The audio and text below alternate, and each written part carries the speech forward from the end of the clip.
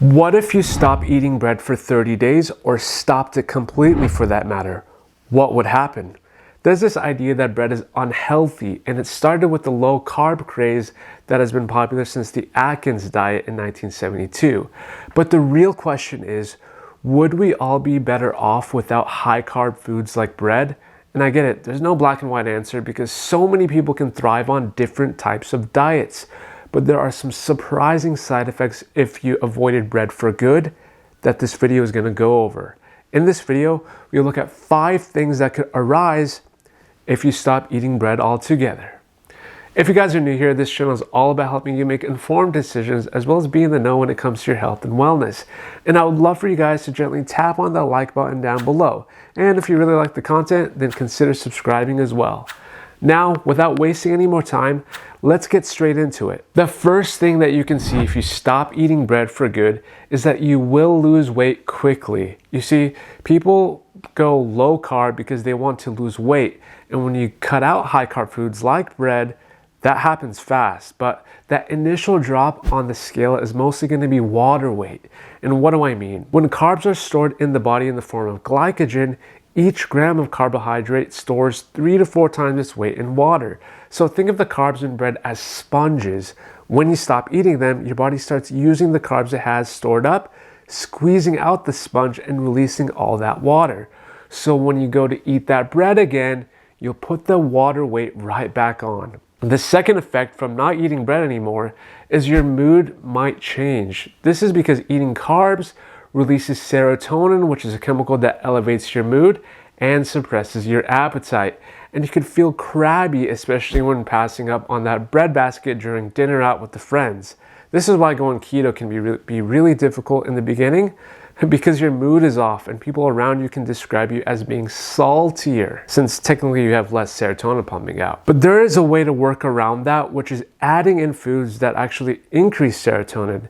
Beets does an amazing job at this since it contains betaine, which supports serotonin productions in the brain. Asparagus is another one to add in if you cut out bread and want to avoid mood swings, since it's one of the top plant-based sources of tryptophan.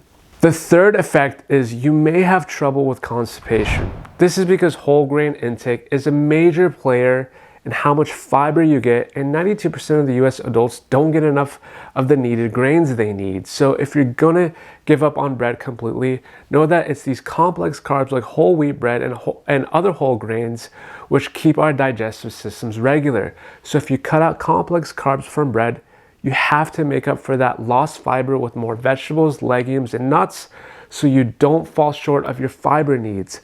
Not so much from white bread, but more so from giving up on whole grain bread or sprouted bread that's still full of the original fiber from the wheat. So if you do so, make sure you have a fiber backup plan. The fourth effect is depending on how much bread you normally take in on a daily basis and how much of that accounts for your daily intake of carbs, you could experience a low-carb flu or what is known as the keto flu. And this happens when you cut down so much on carbs that your brain has to run off of the other energy sources. Eventually the glycogen stores get low and become depleted, and once all of that glycogen is gone, your body breaks down fats and runs off of little carbon fragments called ketones, which will then fuel your brain instead of the carbs, since ketones can cross the blood-brain barrier. This will then cause bad breath, dry mouth, feeling tired, weakness, dizziness, and can cause insomnia too. But the good news is that it's just an adjustment phase since your body adapts to running on ketones, but they still aren't your body's preferred fuel source, so keep that in mind. And the fifth effect of cutting out bread for good is that your workouts may actually suffer. There's a reason why a lot of major sports teams always host pasta dinners with breadsticks before the big game. Carbs provide the body with energy due to the breakdown of sugars within the carbohydrate. And yeah, you can get by with lower intensity exercises like jogging because your body can power pretty easily with fat, but you'll likely have a harder time with higher intensity workouts like strength training and sprinting, which rely heavily on carbs for energy. Let me know what your thoughts are down below and click that red subscribe button if you found any value, and I'll see you guys on the next one.